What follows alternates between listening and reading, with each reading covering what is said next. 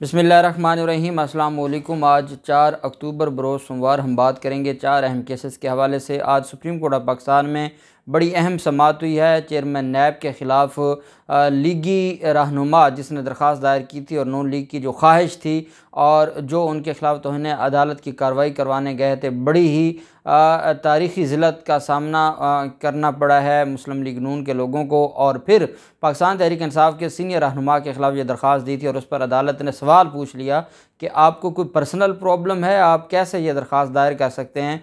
बड़ी अहम तफसीलात हैं। सुप्रीम कोर्ट ऑफ पाकिस्तान में जस्टिस उमर अता बंदयाल साहब की सरबराही में 3 रुकनी बेंच ने यह समाअत की है और कैसे इनकी दरख्वास्त इनके मुँह पर दे मारी है। बड़ी अहम तफसीलात हैं। साथ हम बात करेंगे किडनी हिल्स रेफरेंस पर समाअत हुई है और उसमें जो बरीयत की दरख्वास्त थी सलीम मांडवी वाला की, उस पर समाअत हुई है, वो भी मैं आपके साथ शेयर करूँगा। तालिब इल्म बदफेली केस में मुफ्ती अजीज़ व रहमान जो कि साबका सीनियर रहनुमा जमीयत उलमा इस्लाम फ़े के, उन पर आज फ़र्द जुर्म आयद की गई है और उसकी तफसीलात भी मैं आपके साथ शेयर करूँगा। पहले हम बात कर लेते हैं किडनी हिल्स रेफरेंस की। एक तो पहले मैं आपको एक और केस बताता चलूँ कि आगा सिराज दुरानी जो कि स्पीकर हैं सिंध असम्बली के और उनके ख़िलाफ़ आमदन से ज़ायद असासाजात का केस है और उस केस में जो अहम आज डेवलपमेंट हुई कि उनकी दरख्वास्त ज़मानत मंजूर की थी और ये पोस्ट अरेस्ट बेल थी। आगा सिराज दुरानी जेल में थे, post arrest bail Sindh high court ने मंजूर की थी। जब सिंध हाई कोर्ट ने मंजूर कर ली तो ये मामला सुप्रीम कोर्ट ऑफ पाकिस्तान में चला गया।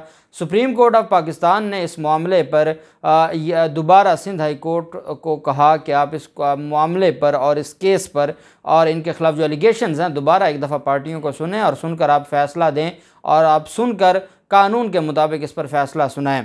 साथ अदालत ने यह भी कहा था कि सिंध हाई कोर्ट ऐसे केस में ऐसे मुलज़िम को कैसे ज़मानत दे सकती है, तभी ये मामला दोबारा वापस सिंध हाई कोर्ट में गया था। आज सिंध हाई कोर्ट में आगा सिराज दुरानी, उनकी फ़ैमिली और उनके जो साथ उनके मुलाजमीन हैं, उनकी दरख्वास्त ज़मानतों पर बहस मुकम्मल हुई है। नैब ने कहा है कि आमदन से ज़्यादा असासाजात केस में आगा सिराज दुरानी ने गैर कानूनी तरीके से जायदादें बनाई हैं अपने मुलाजमीन के और अपनी बीवियों के नाम पर प्रॉपर्टीज़ बनाई हैं, बेनामी अकाउंट्स बनाए हैं और गैर कानूनी तरीके से जायदादें बनाई गई हैं, जिसकी वजह से इनके ख़िलाफ़ ये केस और ये रेफरेंस फ़ाइल हुआ था। इस वजह से इनकी दरख्वास्त ज़मानतें ख़ारिज की जाएँ।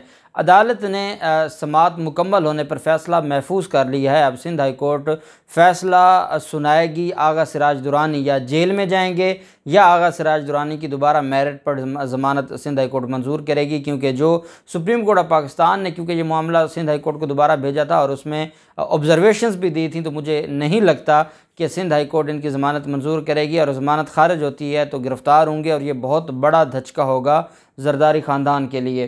दूसरी तरफ सिंध हाई कोर्ट में सूबाई मशीर जेल खानाजात एजाज़ जाखरानी की दरख्वास्त ज़मानत पर भी समाअत हुई और जस्टिस इकबाल कल्होरो ने रिमार्क्स देते हुए कहा कि सुप्रीम कोर्ट में मामला होने की सूरत में हम कैसे समाअत कर सकते हैं। वकील ने कहा कि सुप्रीम कोर्ट में दरख्वास्त ज़मानत का मकसद हासिल हो चुका है, अब वो मौसर नहीं रही। अदालत ने कहा कि आप पहले सुप्रीम कोर्ट से दरख्वास्त वापस लें तो इस दरख्वास्त पर समाअत कर सकते हैं। एजाज़ जाखरानी जिनके डेरे पर नैब एहलकार गए थे और वहाँ पर फिर नैब एहलकारों पर हमला हुआ था और वहाँ के जो मुकामी पुलिस अफसरान थे उन्होंने अपने वहाँ पर खड़े होकर हमला करवाया था और फिर नैब ने FIR दर्ज करवाई थी एजाज़ जाखरानी और बाकी लोगों के ख़िलाफ़ और फिर सिंध पुलिस ने SHO की मुद्दत में FIR दर्ज की थी जिसमें एजाज़ जाखरानी का नाम नहीं था, जिस पर नैब ने कहा था कि ये गलत तरीके से इन्होंने FIR दर्ज की है। बहरहाल एजाज़ जाखरानी सिंध हाई कोर्ट में उनकी दरख्वास्त पेंडिंग थी, फिर एक और केस में उनकी गिरफ़्तारी का मामला आ गया तो वो सुप्रीम कोर्ट में चले गए। अब सुप्रीम कोर्ट ऑफ पाकिस्तान में दरख्वास्त पेंडिंग है और वो दोबारा लाहौर हाई कोर्ट में भी सिंध हाई कोर्ट में भी एक दरख्वास्त देकर बैठे हैं। यही वजह है कि सिंध हाई कोर्ट ने कहा कि जब आपका मामला सुप्रीम कोर्ट में पेंडिंग है तो सिंध हाई कोर्ट कैसे सुन सकती है, जिस पर अदालत ने कहा कि पहले जाएँ सुप्रीम कोर्ट में, अगर आप समझते हैं कि आपका जो ग्रीवियंस है वो पूरा हो चुका है तो वो आप दरख्वास्त वापस लें, फिर सिंध हाई कोर्ट आपका कानून के मुताबिक फ़ैसला सुनाएगी। ये सुप्रीम कोर्ट से इसलिए डरते हैं कि पहले आगा सिराज दुरानी की, फिर खुर्शीद शाह की, इन सारे लोगों की ज़मानतें सुप्रीम कोर्ट से वापस सिंध हाई कोर्ट में आई हैं, तो ये खौफज़दा हैं सुप्रीम कोर्ट से और सुप्रीम कोर्ट में ये दरख्वास्त वापस लेना चाहते हैं और मेरिट पर ही सिंध हाई कोर्ट से फ़ैसला करवाना चाहते हैं। अब देखते हैं कि इसमें आगे क्या होता है। एहतसाब अदालत इस्लामाबाद में किडनी हिल्स रेफरेंस पर समाअत हुई। सलीम मांडवी वाला और साबिक MD PIA एजाज हारून की आज हाज़िरी से इस्तिस्ना की दरख्वास्तें मंजूर की गई। सलीम मांडवी वाला ने बरीयत की दरख्वास्त पर जो बरीयत की दरख्वास्त दी थी, जिस पर नैब ने जवाब जमा करवा दिया। नैब ने सलीम मांडवी वाला की बरीयत की दरख्वास्त की मुखालफत कर दी। अदालत ने रेफरेंस के तफ्तीशी अफसर को तलब कर लिया। एहतसाब अदालत में जो इस्लामाबाद में किडनी हिल्स रेफरेंस पर समाअत 21 अक्टूबर तक मुलतवी कर दी गई है। इनके ख़िलाफ़ जो सलीम मांडवी वाला है, सलीम मांडवी वाला ने पहले बरीयत की दरख्वास्त दी थी फ़र्द जुर्म आयद होने से पहले, वो खारिज हो गई थी। फिर फ़र्द जुर्म आयद हुआ और फ़र्द जुर्म आयद होने के बाद जब एविडेंस शुरू हुई तो दोबारा 265K के तहत इन्होंने अपनी दरख्वास्त दायर कर दी बरीयत की, जिस पर आज जवाब जमा करवाया है जो नैब की तरफ से। सलीम मांडवी वाला की जानिब से अदालत में दरख्वास्त दायर की गई थी और ये रेफरेंस और कहा था कि ये रेफरेंस बनता ही नहीं, खारिज किया जाए, फ़र्द जुर्म आयद नहीं की जा सकती। दरख्वास्त पर फ़ैसला होने तक फ़र्द जुर्म की कार्रवाई को मौखर करने का कहा गया था। नैब ने मुलज़मान इजाज़ हारून, अब्दुल गनी मजीद की बरीयत की दरख्वास्तों की भी मुखालफत कर दी। नैब प्रोसिक्यूटर ने अदालत में कहा कि एहतसाब अदालत मुलज़मान की बरीयत की दरख्वास्त मुस्तरद करे। नैब ने सेनेटर सलीम मांडवी वाला की मुस्तकिल इस्तिस्ना की दरख्वास्त भी मुखालफत की है और कहा है कि सलीम मांडवी वाला की मुस्तकिल हाज़िरी से इस्तिस्ना की दरख्वास्त अदालत मुस्तरद करे। अब अदालत ने इस केस की समाअत 21 अक्टूबर तक मुलतवी कर दी है। ये वो सलीम मांडवी वाला जो धमकियाँ लगाया करता था और कहा करता था कि मैं चेयरमैन नैब के वारंट जारी करूंगा और मैं उनको सेनेट में बुलाऊंगा, और बिल आखिर ख़ुद ही वो अदालत के कटहरे में बतौर मुलज़िम जाकर खड़ा हो गया। फिर मामला आ जाता है तालिब इल्म बदफेली केस का। अजीज़ुर रहमान के ख़िलाफ़ केस है और उसके 5 बेटों के ख़िलाफ़ ये केस है जिन पर आज फ़र्द जुर्म आयद हुई है। जब मुलज़मान पर फ़र्द जुर्म आयद हुई तो उनको फ़र्द जुर्म की जो ग्राउंड्स थी वो पढ़ कर सुनाई गई और मुलज़मान ने फ़र्द जुर्म से और सेहत जुर्म से इनकार किया है। जुडिशल मजिस्ट्रेट हैं राना राशिद साहब, उनकी अदालत में ये कैंट कचहरी है लाहौर की, वहाँ पर समाअत हुई और अजीज़ुर रहमान को अदालत के रूबरू पेश किया गया। अजीज़ुर रहमान समेत उसके 5 बेटे अल्ताफ़ुर रहमान, अतीकुर रहमान, अताउर रहमान, वसीउर रहमान और लतीफ़ुर रहमान पर फ़र्द जुर्म आयद कर दी ताकि मुलज़मान ने सेहत जुर्म से इनकार किया। अदालत ने आइंदा समाअत पर मुकदमा के गवाहान को तलब कर लिया।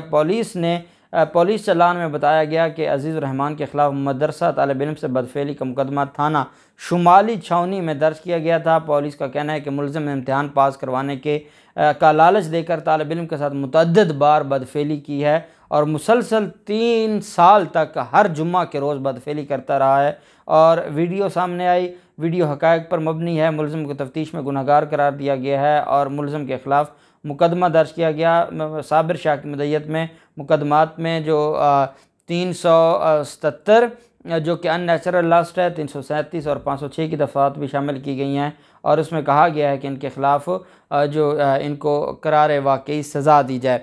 अब अदालत ने गवाहान को तलब कर लिया, फ़र्द जुर्म आयद हो गई है और मैं ये समझता हूँ कि अजीज़ुर रहमान के ख़िलाफ़ केस जल्द अज जल्द डिसाइड होना चाहिए और हर हाल में मुलज़िम को सज़ा मिलनी चाहिए। फिर मामला आ जाता है सुप्रीम कोर्ट ऑफ पाकिस्तान में और ये बड़ी अहम समाअत थी और सुप्रीम कोर्ट ऑफ पाकिस्तान में आप जानते हैं कि खुसरो बख्तियार के ख़िलाफ़ जो कि वफाकी वज़ीर हैं खुसरो बख्तियार। अच्छा, जब खुसरो बख्तियार की बात आती है तो ये कंपटीटर भी हैं शरीफ ख़ानदान के शुगर मिलों में और जनूबी पंजाब में इनकी शुगर मिलों के दरमियान और जो शरीफ ख़ानदान की शुगर मिलें हैं उनके दरमियान बहुत दफ़ा इनके कारोबारी लेन देन और मामलात भी बने। इनके ख़िलाफ़ एक दरख्वास्त गई थी और जो दरख्वास्त ये थी कि मैंने एक दरख्वास्त दी है, दरख्वास्त गुजार ने कहा कि मैंने चेयरमैन नैब को दरख्वास्त दी है कि खुसरो बख्तियार के ख़िलाफ़ कार्रवाई की जाए और लाहौर हाई कोर्ट में दरख्वास्त दी कि उसके ऊपर अभी तक अमल दरामद नहीं हुआ। तो इनकी दरख्वास्त को डिसाइड करने का कहा था लाहौर हाई कोर्ट ने और कहा था कि आप इतने अरसे में इनकी दरख्वास्त को डिसाइड करें। जब दरख्वास्त डिसाइड ना हुई, नैब में मामला पेंडिंग था, तो तौहीन अदालत में चले गए थे और तौहीन अदालत में लाहौर हाई कोर्ट ने उनकी दरख्वास्त मुस्तरद कर दी थी और फिर तौहीन अदालत की दरख्वास्त चेयरमैन नैब के ख़िलाफ़ चली गई सुप्रीम कोर्ट ऑफ पाकिस्तान में, जिस पर उमर अता बंदयाल साहब की सरबराही में 3 रुकनी बेंच ने समाअत की। अपील वफाकी वज़ीर खुसरो बख्तियार के ख़िलाफ़ इंक्वायरी मुकम्मल ना करने पर दायर की गई थी। दरख्वास्त गुजार ने कहा कि 3 माह में इंक्वायरी मुकम्मल ना करके नैब ने तौहीन अदालत की है। अदालत ने कहा कि कानून में कहाँ लिखा है कि इंक्वायरी मुकम्मल ना होने पर तौहीन अदालत लगती है। जस्टिस काजी अमीन साहब ने रिमार्क्स देते हुए कहा कि लाहौर हाई कोर्ट ने अपने फ़ैसले में ख़ुद कहा है कि इनकी तौहीन नहीं हुई। सुप्रीम कोर्ट कैसे कह दे कि तौहीन अदालत हुई है, जब लाहौर हाई कोर्ट ये कह रही है, जिसका फ़ैसला था, जिसकी तौहीन की आप प्ली ले रहे हैं, जब उन्होंने कहा कि तौहीन नहीं हुई, तो आप कैसे कह सकते हैं कि तौहीन हुई है। अदालत ने कहा कि कानून ने ट्रायल मुकम्मल करने के लिए कितना वक्त मुख्तस किया है और कितने वक्त में कितने मुकदमात पर अमल किया गया है, तो क्या सब के ख़िलाफ़ फिर तौहीन अदालत की कार्रवाई शुरू कर दी जाए।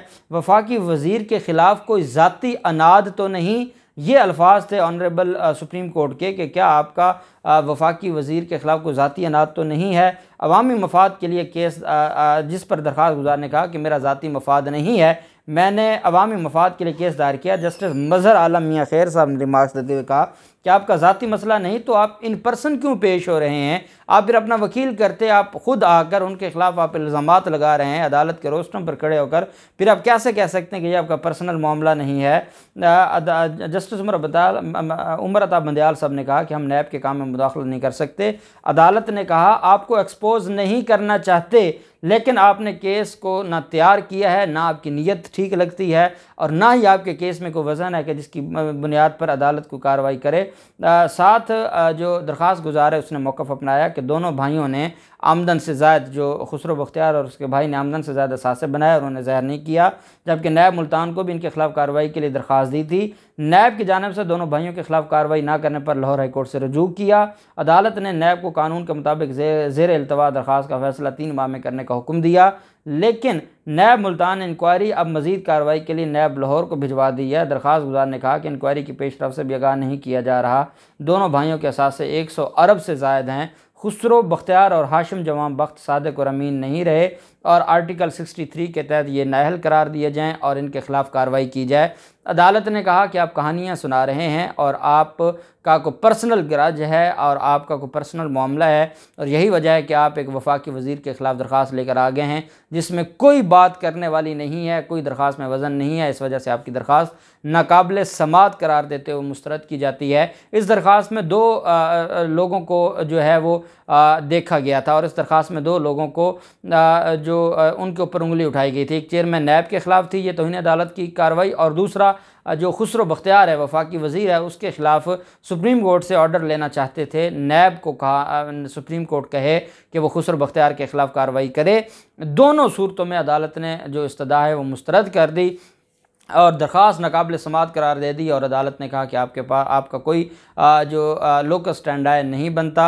अब देखते हैं इन सारे केस में मज़ीद क्या डेवलपमेंट होती है। जो भी डेवलपमेंट होगी आपके साथ शेयर करते रहेंगे। अल्लाह पाक पाकिस्तान कामयाब नासिर हो। बहुत शुक्रिया। अल्लाह हाफिज़। पाकिस्तान जिंदाबाद।